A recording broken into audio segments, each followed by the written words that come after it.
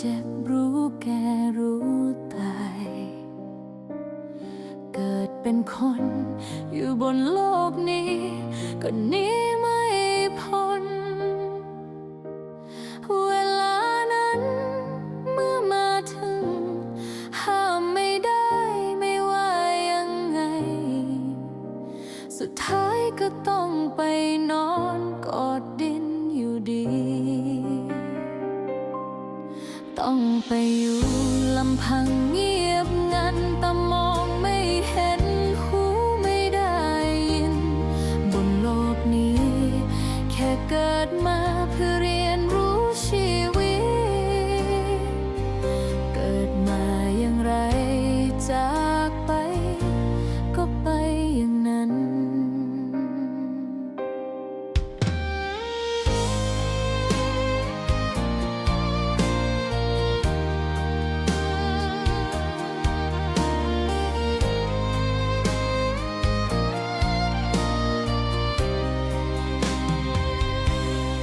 บางครั้งเรา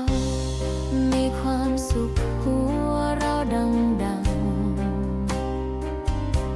ๆบางครั้งทุกข์ใจร้องไห้ดังไม่มีใครเห็นไม่มีใครรู้ใบหน้ายิ้มอยู่หัวใจร้องไห้เพราะในโลกนี้มีน้ำตาคมน้ำตาเค็มอยากตะโกนให้ดังๆให้โลกสั่นสะเทือนให้คนทั้งโลกได้รู้ว่าฉันทุกข์ใจแค่ไหนสิ่งที่โลกห้ามไม่ได้คือการเวลาให้คนทั้งโลกได้รู้ว่าฉันทุกข์ใจแค่ไหน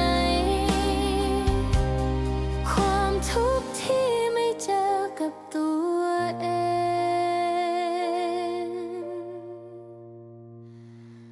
ไม่เข้า